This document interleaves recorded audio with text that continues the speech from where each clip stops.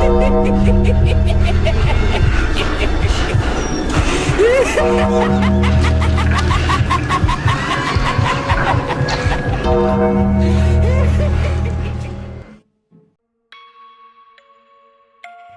গল্পের সম্ভার থেকে বাছাই করা কিছু রোমহর্ষক গল্প দিয়ে সাজানো আমাদের এই বিশেষ প্রয়াস নিশিকথা। আজ নিশিকথায় থাকছে শায়ক আমানের লেখা রাইম। গল্পটি আমরা নিয়েছি দ্বীপ প্রকাশন থেকে প্রকাশিত সেরা ৪৫ বইটি থেকে। প্রধান চরিত্রে অভিজিৎ, পাপড়ি ও ভূমি। শুরু হচ্ছে রাইম।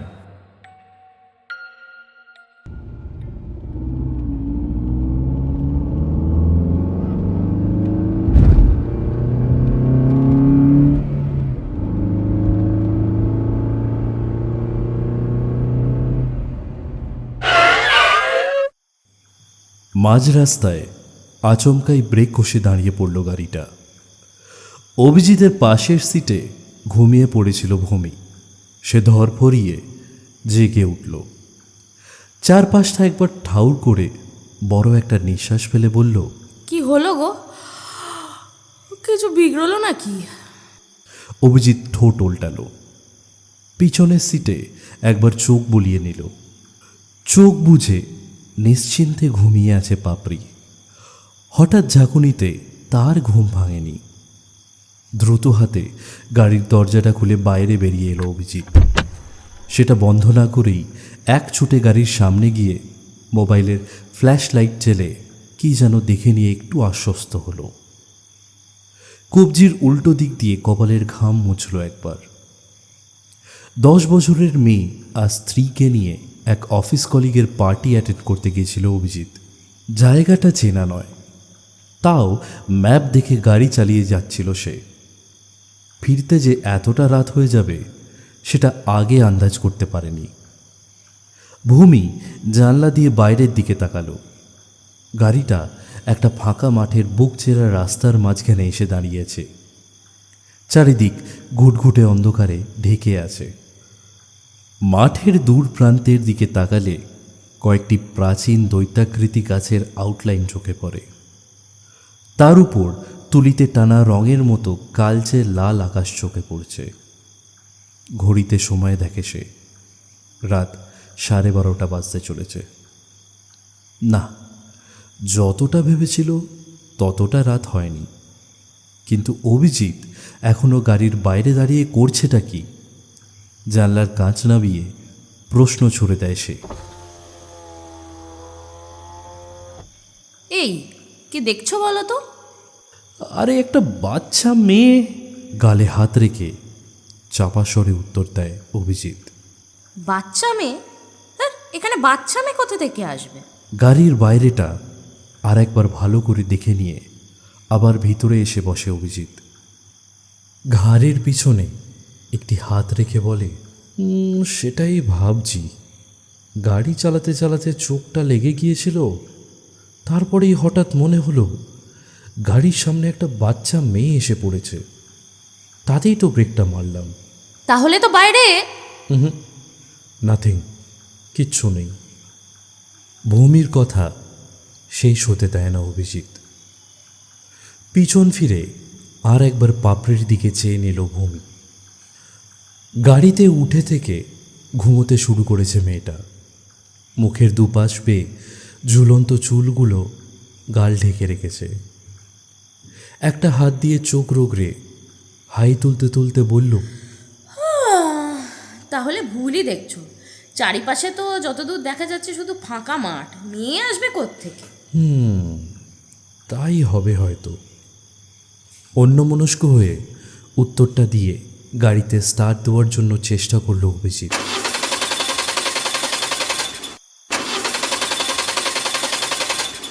ঘর ঘর শব্দ করে গাড়ি থেমে গেল। স্টার্ট নিতে চাইছে না।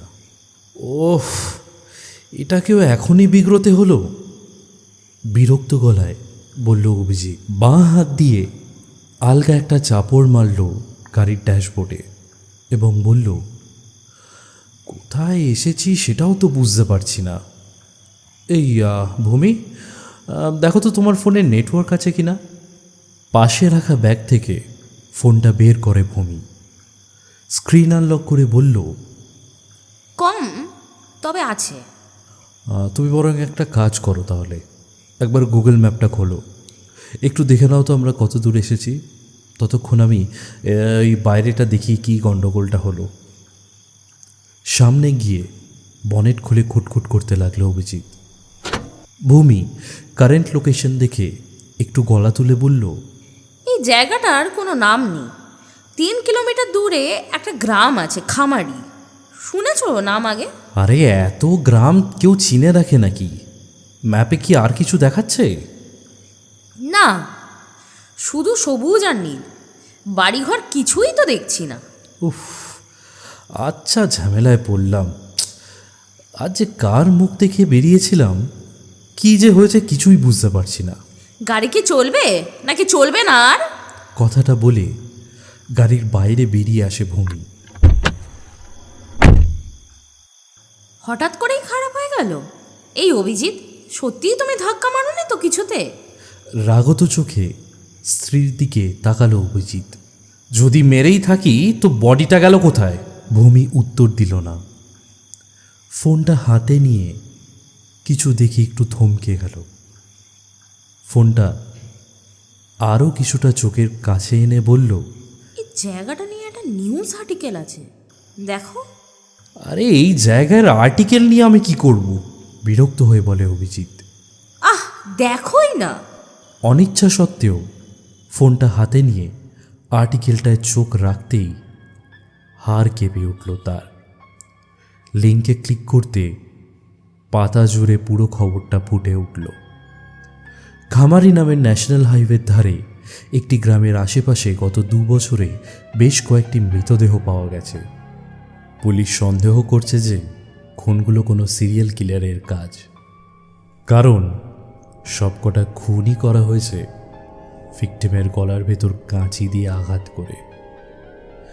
নিচের দিকে ছোট একটা আর্টিকেল করে লেখা, এলাকায় গুজব রটেছে এই 2 মাস এই অঞ্চলে অনেকে নাকি একটা বছর 10-এর বাচ্চা মেয়েকে ঘুরতে ফিরতে দেখেছে।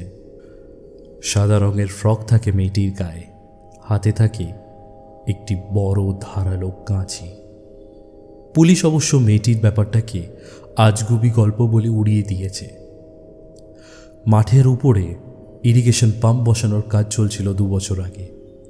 রাত জেগে মাটি খুঁড়ছিল কিছু শ্রমিক। সকালে তাদের মৃতদেহ উদ্ধার করে গ্রামবাসীরা। প্রত্যেকের গলায় কাঁচি জাতীয় কিছু দিয়ে আঘাত করে খুন করা হয়েছে। এরপর থেকে বেশ কয়েকটা একই ধরনের খুনের ঘটনা ঘটেছে এই এলাকায়। খবরটা পড়তে গিয়ে হাত কেঁপে উঠল অভিজিতের। মৃদু শব্দ করে সেটা খসে পড়ল হাত থেকে। কি কি হলো তোমার? ভূমি তার দিকে এগিয়ে এসে প্রশ্ন করল, ওই মেয়েটা, ও কিন্তু ফ্রক পরেছিল, আর ওর হাতেও কিন্তু একটা কাঁচি ছিল।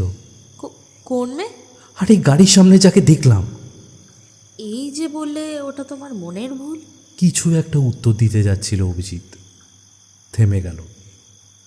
সামনের রাস্তার উপর একটি বাতিস্তম্ভ চলছে।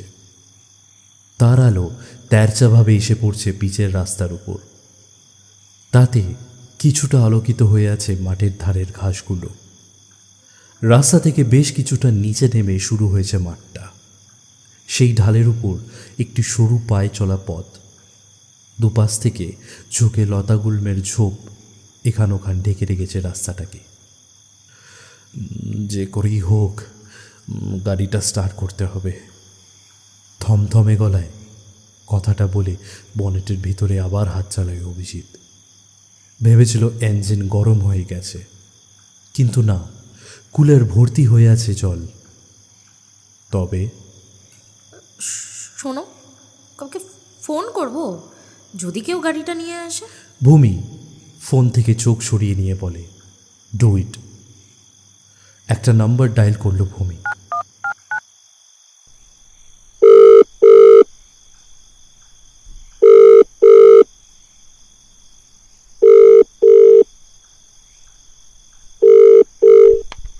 কয়েকবার রিং হয়ে কেটে গেল।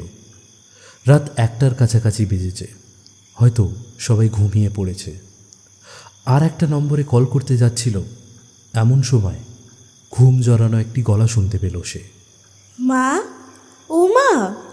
বেশ জোর গলাতে গাড়ির ভিতর থেকে ডেকে উঠেছে পাপড়ি। ভূমি দ্রুত এগিয়ে গেল তার দিকে। গাড়ির পিছনের জানলার কাঁচ নামানোই ছিল, সেখানে মুখ রাখল। মেয়ের মাথায় একটা হাত রেখে বলল, দেখ না মা, গাড়িটা মাঝ রাস্তায় খারাপ হয়ে গেল। একটা মেয়ে এসেছিল জানো। উদ্বিগ্ন মুখে জানলা দিয়ে বাইরে তাকিয়ে পাপড়ি বলল, ডাকছিল আমাকে। মেয়ে? কোন মেয়ে? কি জানি, জানলার বাইরে টোকা দিচ্ছিল আঙুল দিয়ে। একটা ঠান্ডা স্রোত বয়ে গেল ভূমির সিঁড়িদাঁড়া দিয়ে। এক ঝটকায় দরজাটা খুলে পাপড়ির পাশে বসে তাকে জড়িয়ে ধরল সে। তারপর তারপর কোন দিকে গেল? মায়ের বুকের ভিতর থেকেই চাপা গলায় উত্তর দিল পাপড়ি। পিছন দিয়ে চলে গেল। মেয়েটা কে ছিল গো? মেয়েকে এক হাতে বুকে চেপে রেখেই অন্য হাতে পুলিশের নম্বর ডায়াল করল ভূমি। কিছুক্ষণ ঘর ঘর করে একটা শব্দ হয়ে কেটে গেল লাইনটা। নেটওয়ার্ক কমে আসতে শুরু করেছে। বিড়ালের মতো ভীত সন্ত্রস্ত হয়ে চারিদিক দেখতে লাগলো সে। এতক্ষণে অভিজিৎ গাড়ির বনেট নামিয়ে দিয়েছে। মুখের উপরে ছায়া নেমেছে তার। মৃদু হাওয়া বয়ে যাচ্ছে ফাঁকা মাঠের উপর দিয়ে। ঝোপঝাড়ের ভিতর থেকে ঝিঝি ডেকে চলেছে অবিরাম। চতুর্দিক আশ্চর্য রকম নিথর নিস্পন্দ হয়ে রয়েছে, যেন একটা বড়সড় নাটকের জন্য মঞ্চ সাজিয়ে রেখেছে কেউ। সামনের সিটে বসে নিজের কপালে একটা হাত রাখল অভিজিৎ। না, কি হয়েছে কিছুই বুঝতে পারছি না। মেয়েটা আমাদের আশেপাশেই আছে অভিজিৎ, পাপড়িকে জানলা দিয়ে ডাকছিল। কাঁপা কাঁপা গলায় বলল ভূমি। হোয়াট? অভিজিৎ ফিরে তাকালো। Then she just went away. Absurd! একটা বছর দশেকের মেয়ে মাঝরাতে এই জনশূন্য প্রান্তরে ছুরি হাতে ঘুরে বেড়াচ্ছে। খুনগুলো যদি ওই করে থাকে? তোমার কি মাথাটা একেবারে খারাপ হয়ে গিয়েছে? ধমকে ওঠে অভিজিৎ। আরে ওইটুকু বয়সের একটা বাচ্চার পক্ষে খুন করাই অসম্ভব, তার উপরে নাকি আবার গলায় কাঁচি ঢুকিয়ে। না না না না, আমাদের মনে হচ্ছে কোথাও একটা ভুল হচ্ছে, কিছু একটা। সামনে তাকায় ভূমি। গাড়ির রিয়ার ভিউ মিররে নিজের মুখটা চোখে পড়ছে তার। বুকের মধ্যে জড়ানো আছে পাপড়ির মাথাটা। মুখটা দেখা যাচ্ছে না ভালো করে। ধীরে ধীরে মুখ ফেরায় পাপড়ি। আয়নার দিকে তাকায়। মুখের কোণে একটা হাসি খেলছে তার, কিন্তু কেউ। এক ধাক্কায় মেয়েকে দূরে সরিয়ে দেয় ভূমি। আয়না থেকে মুখ ফিরিয়ে তাকায় পাপড়ির মুখের দিকে।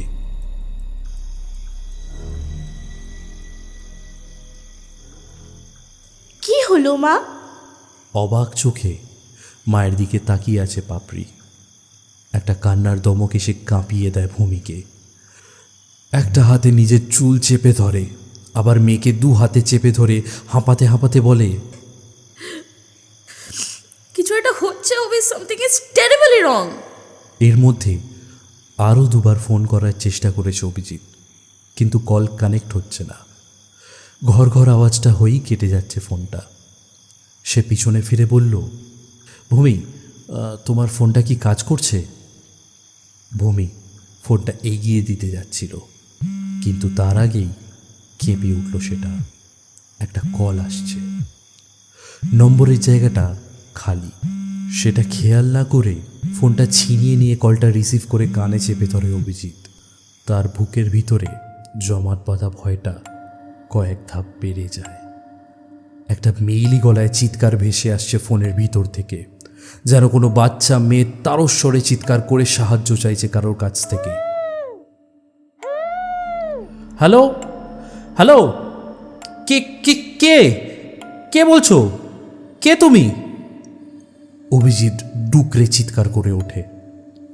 আর একটু একটু করে সেই আর্ত চিৎকার বদলে যায় মিহি হাসির শব্দে। বাচ্চা মেয়েটা আর ভয় পাচ্ছে না। এবার সে ভয় দেখাতে চায়। ফোনটা লাউড স্পিকারে করে দেয় অভিজিৎ। ভূমি কান খাড়া করে শুনতে থাকে সেই হাসির শব্দ। কয়েক সেকেন্ড পরে থেমে যায় সেই হাসিটা। তার বদলে এবার একটা চেনা নার্সারির রাইম পড়তে শুরু করে মেয়েটা। দম বন্ধ করে শুনতে থাকে ওরা।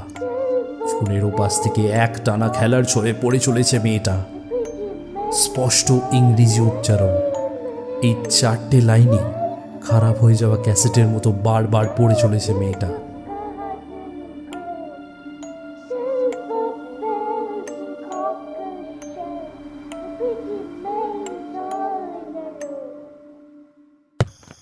ফোনটা হাতে নিয়ে ছুঁড়ে ফেলে দেয় ভূমি। ডুকরে ওটা কান্নায় ভেঙে পড়ে সে। অভিজিৎ অবাক হয়ে বলে, এটা তো একটা বাচ্চাদের রাইম। মানেটা কি এসবের? এইটা বাচ্চাদের রাইম নয়। মাথায় হাত রেখে বলতে থাকে ভূমি। মেরি টুডার ছিল হেনরি এইটের মেয়ে, পরে ইংল্যান্ডের রানী হন। প্রচুর নিরাপরাধ প্রজাকে নৃশংসভাবে হত্যা করেছিল বলে ব্লাডি মেরি বলা হয় তাকে।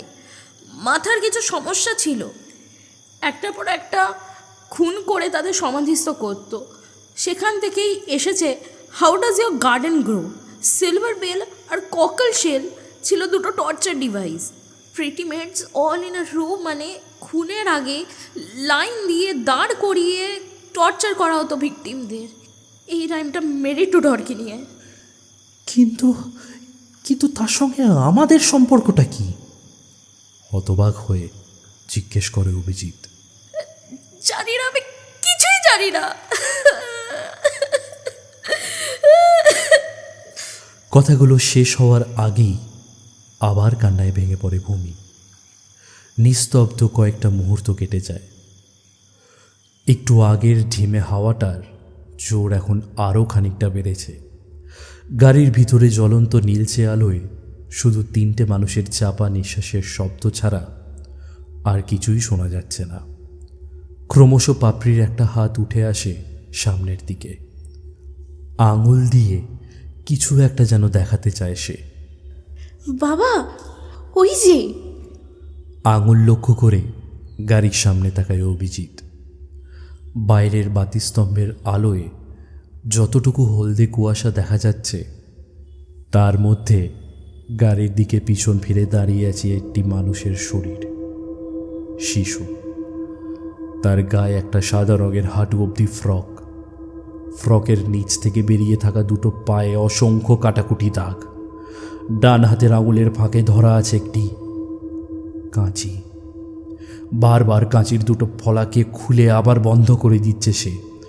ধাতব একটি আওয়াজ ভেসে আসছে সেটা থেকে। বিড়বিড় করে কিছু একটা আওড়াতে শুরু করেছে ভূমি। অভিজিৎ ঠোঁটের সামনে একটা আঙুল তুলে ধরে ইশারায় চুপ করতে বলে। আমি দেখছি, আর যাই হয়ে যাক তোমরা গাড়ি থেকে বেরিও না।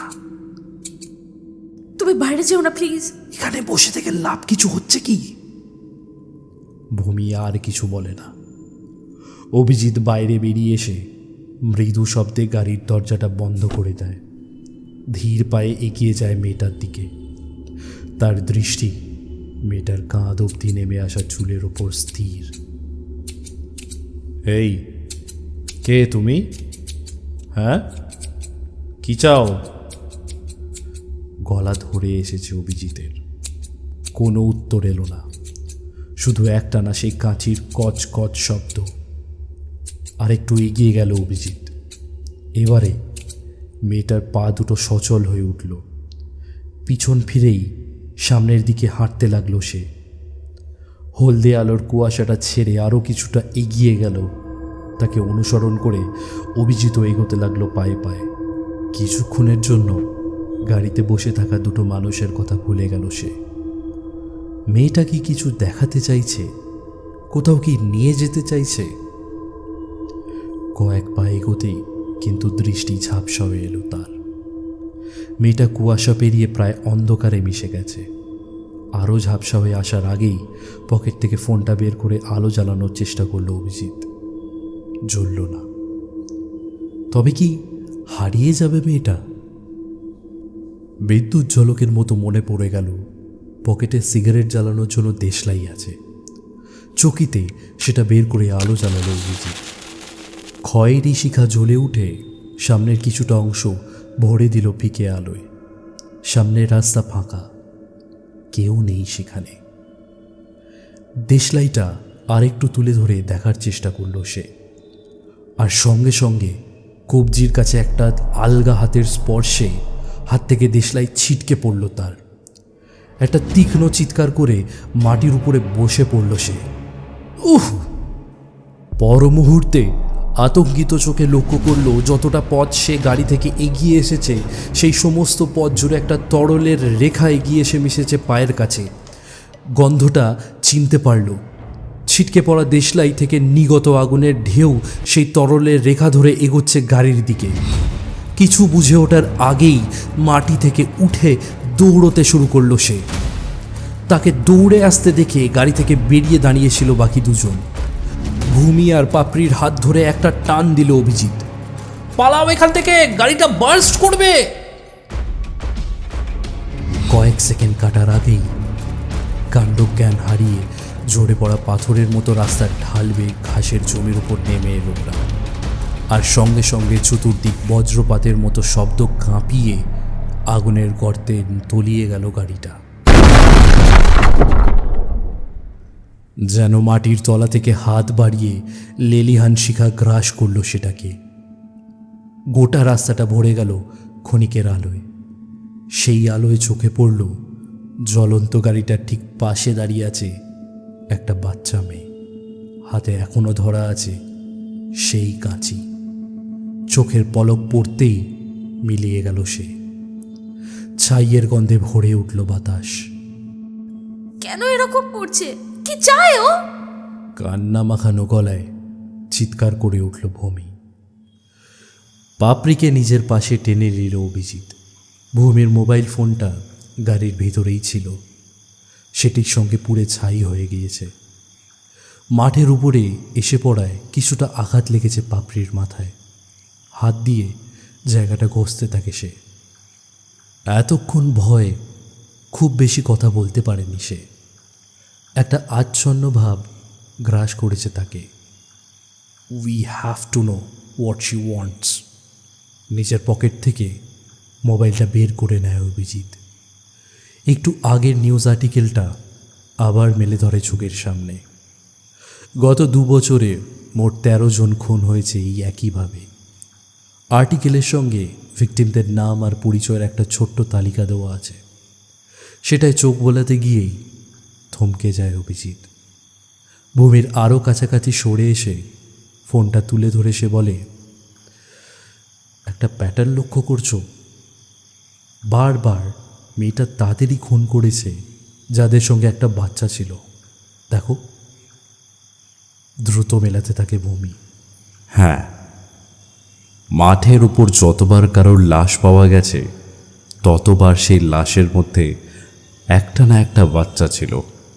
এবং বাচ্চাটাকেই খুন করা হয়েছে সবার আগে। ও গড!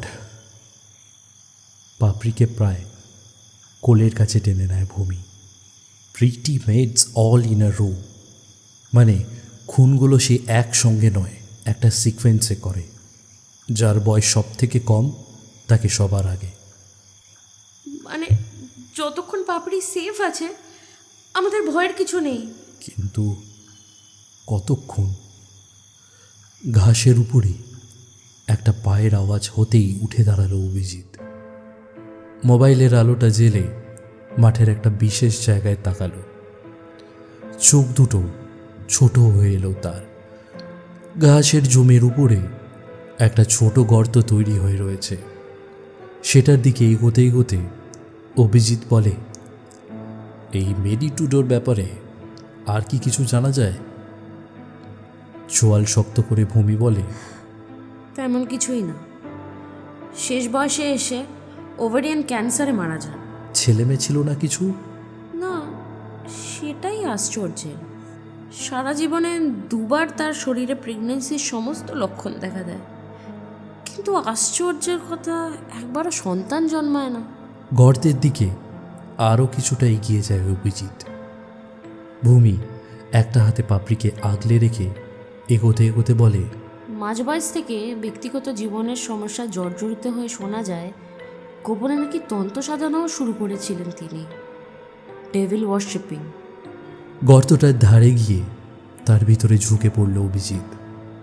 অন্ধকার ছাড়া আর কিছুই নেই সেখানে। ভিতরে আলো ফেলে সে দেখে একটা ঢালু দেওয়াল গর্তের ভিতরের দিকে এগিয়ে গিয়েছে। মুখটা গর্তের আরেকটু কাছে নিয়ে গিয়ে কান পিতে শোনার চেষ্টা করে সে। খুব ক্ষীণ একটা আওয়াজ আসছে গর্তের ভিতর থেকে। কারা যেন ফিসফিস করে কথা বলছে একটানা। আর্টিকেলে এই গর্তটার কথাই বলা হয়েছে মনে হচ্ছে। এইটা খুঁড়তে গিয়ে প্রথম খুনগুলো হয়। আমার কি মনে হয় বলো তো, হয়তো এই গর্তটাতেই কিছু একটা ছিল। তুমি ওকে চোখে চোখে রাখো, আমি নিচে যাচ্ছি। নিচে কেন? এর ভিতরে কি আছে কেউ জানে না। আরে সেই জন্যই যাচ্ছি। এই শয়তানের হাত থেকে পালিয়ে বাঁচতে পারবো না আমরা। একমাত্র উপায় হলো এ কী চাইছে সেটা বোঝা। এগিয়ে এসে ভূমির কাঁধে একটা হাত রাখল সে। চিন্তার কিছু নেই, পাপড়ি যতক্ষণ ঠিক আছে আমাদের কিচ্ছু হবে না। মাথা নেড়ে কিছুটা পিছিয়ে এলো ভূমি। ঘাসের উপরে একটা জায়গায় খুঁজে বসে পড়ল তার উপর। মাথার ভিতর সমস্ত চিন্তাভাবনা গুলিয়ে গেছে তার। আজকের এই ভয়াবহ রাতে তাদের সঙ্গে 500 বছর আগে তৈরি হওয়া একটা ছড়া কোনোভাবে জড়িয়ে গেছে।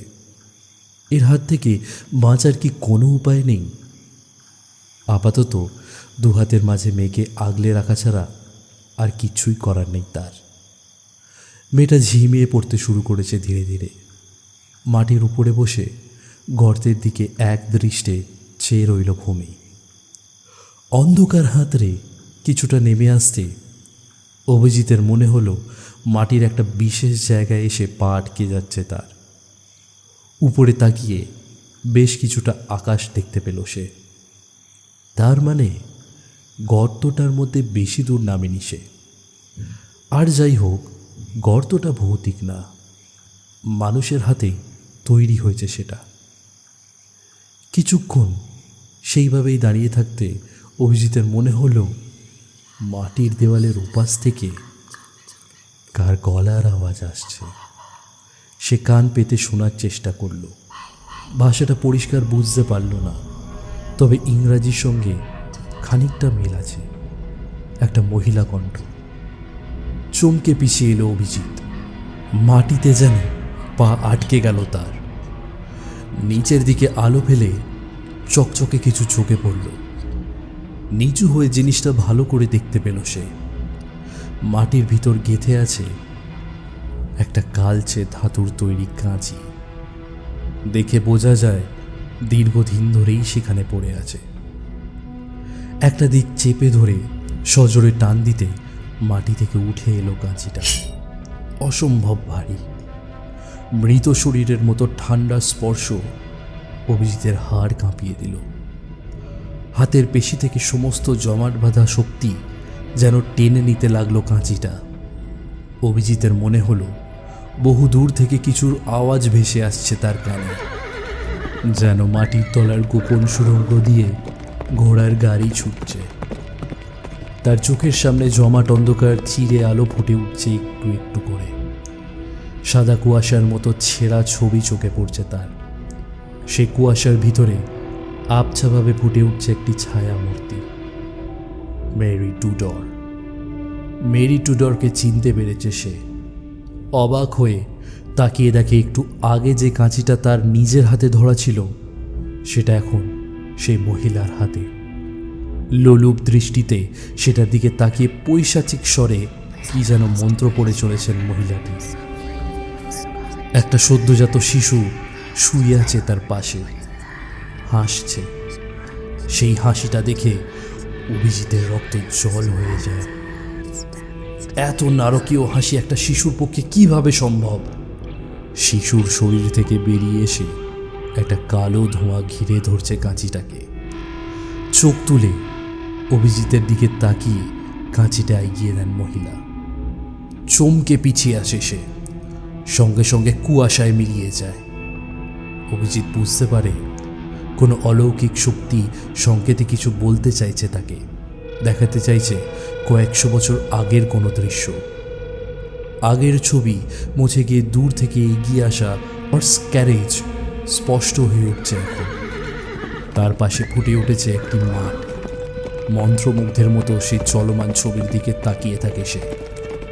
এতক্ষণে ঘোড়ার গাড়ির আওয়াজটা আরও বেড়ে উঠেছে, সেই সঙ্গে অঝোর ধারায় বৃষ্টির শব্দ, ঘন ঘন বাজ পড়ছে। অভিজিৎ অবাক হয়ে দেখে তার চোখের সামনে পড়ে আছে বিস্তীর্ণ মাঠ। একটু আগে যে মাঠের উপর তাদের গাড়িটা দাঁড়িয়ে পড়েছিল, এখন সেই মাঠটাই ফিরে গেছে 200 বছর আগে।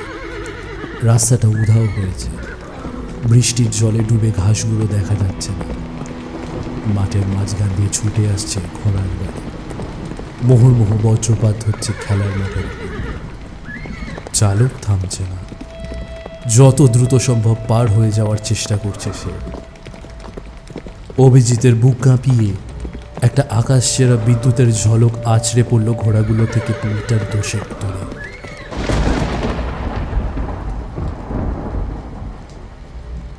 আতঙ্কে দিশেহারা হয়ে গেল সামনে বাঁধা ঘোড়া দুটি। গাড়িটা রাস্তা থেকে ছিটকে পড়ল বেশ কিছুটা দূরে। পরপর আরও কয়েকটা বজ্রপাত, চুরমার হয়ে গেল কাঠের ক্যারেজটা। 2-4টে ছিন্ন ভিন্ন মৃতদেহ এসে পড়ল মাটির উপর। ধ্বংসস্তূপের ভিতর থেকে ভারী কিছু একটা ছিটকে এলো অভিজিতের দিকে। মুখ বাঁচাতে একটা হাত বাড়িয়ে জিনিসটা ধরে ফেলল সে। বৃষ্টির আওয়াজ থেমে গেছে। ঘোড়ার গাড়িও রাতের স্বপ্নের মতোই মিলিয়ে গেছে তার সামনে। চোখ বন্ধ করে অভিজিৎ বুঝতে পারল রাত আবার শান্ত হয়ে আসছে। আবার ঝিঝির ডাক কানে আসছে তার। ত্রিমাত্রিক সিনেমার মতো অতীতের দৃশ্য শেষ হয়ে আবার ফিরে এসেছে বর্তমানে। অভি, অভি, কি হলো তোমার? সাড়া দিচ্ছ না কেন? উপর থেকে ভূমের চিৎকার ভেসে এলো। তার উত্তর না দিয়েই হাতের দিকে চেয়ে অবাক হয়ে গেল অভিজিৎ। এখনও তার হাতে ধরা সেই কাঁচিটা, মেরি টুডরের কাঁচি। সেই কাঁচি যার ভিতরে তিনি বন্দি করে রেখেছিলেন নিজের অতৃপ্ত বাসনাকে। 200 বছর ধরে এই মাঠের মাটির তলায় চাপা পড়েছিল কাঁচিটা।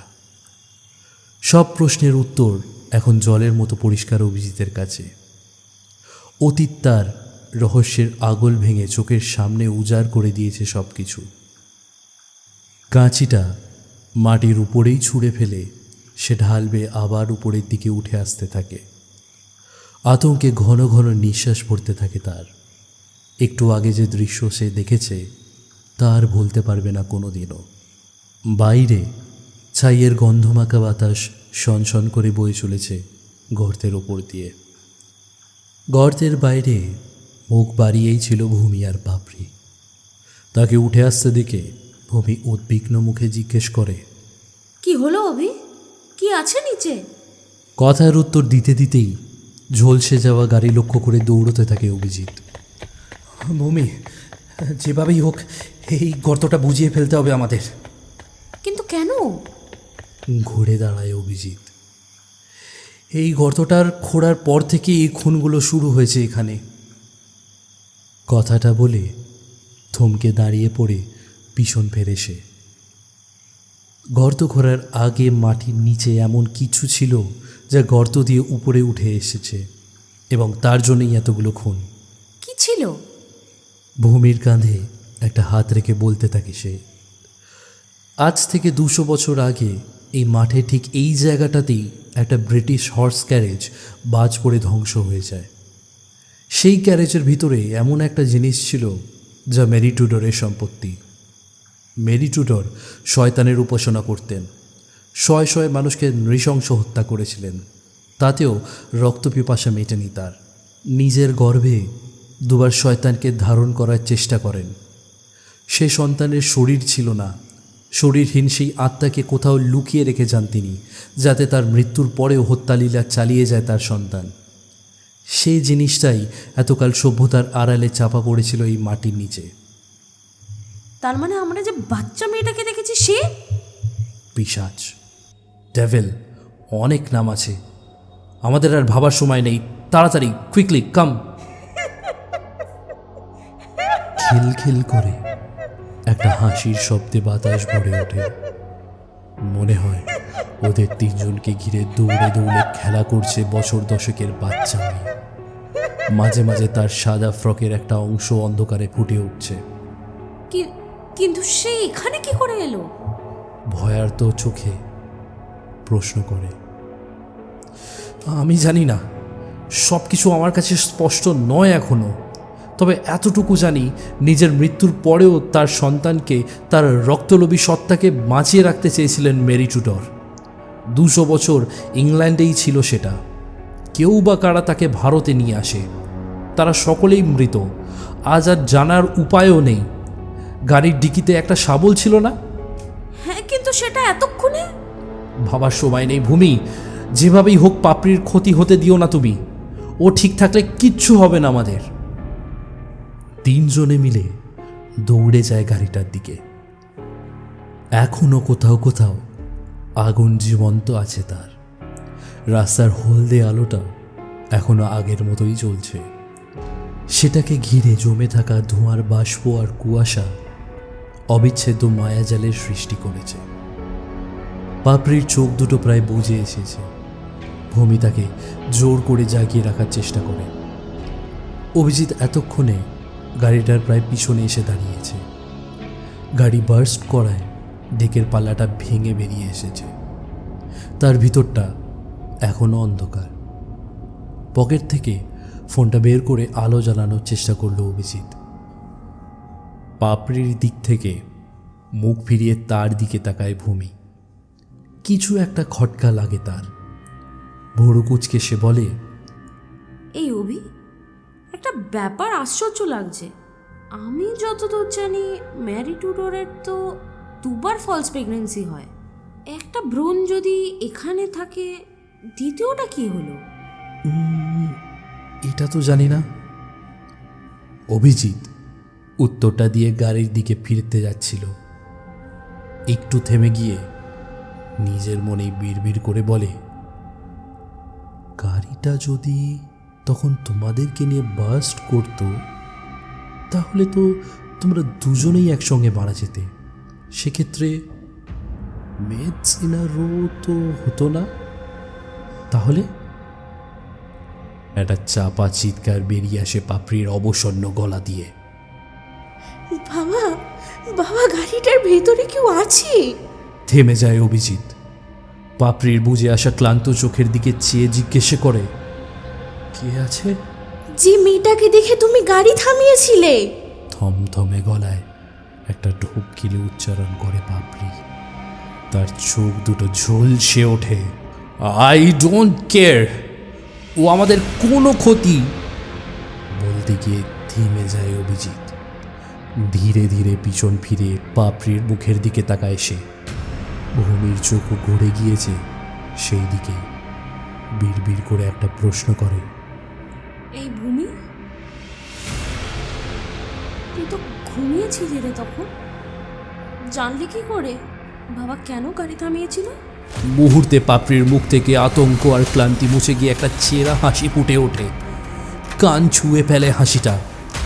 দুটো পায়ে ভর দিয়ে সোজা হয়ে দাঁড়ায়। ফুল হাতা জামার হাতার ভিতর থেকে বেরিয়ে আসে একটা প্রাচীন কালো কাঁচি। সেটা সজোরে বসিয়ে দেয় ভূমির গলার ঠিক নিচে।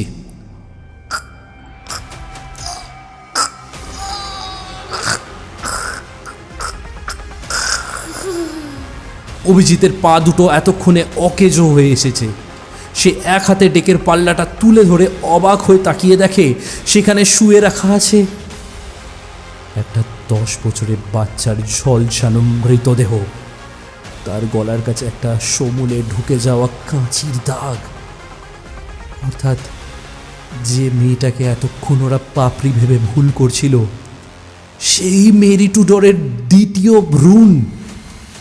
কিন্তু কখন? পাপড়িকে তো একবারও কাছছাড়া করেনি ওরা। মুহূর্তে মনে পড়ে যায়, মেয়েটা গাড়ির সামনে এসে পড়ায় ওরা দুজনেই এসে দাঁড়িয়েছিল গাড়ির সামনে। পাপড়ি একা ঘুমোচ্ছিল পিছনের সিটে। তারপর থেকেই দূরের অন্ধকার থেকে আর একটা বাচ্চা মেয়ে ছুটে চলে আসে পাপড়ির পাশে। অভিজিৎ পিছতে গিয়ে বুঝতে পারে তার পায়ের ওপর আর নিয়ন্ত্রণ নেই। কাঁচি হাতে দুটো মেয়ে এগিয়ে আসে ওর দিকে। ওদের শিশু সুলভ গলায় একটা পুরনো নার্সারি রাইম ফুটে উঠছে। রাতের খোলা হাওয়ায় মিশে ছড়িয়ে পড়ছে মাঠের উপর।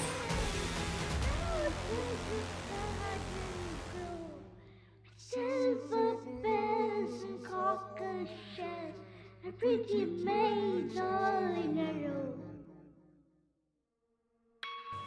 শুনছিলেন শায়ক আমানের লেখা গল্প রাইম।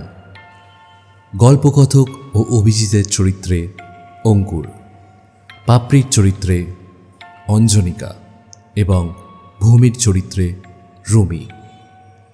এই গল্পটি যদি আপনাদের ভালো লেগে থাকে তাহলে লাইক, শেয়ার এবং চ্যানেলটি সাবস্ক্রাইব করতে ভুলবেন না যেন।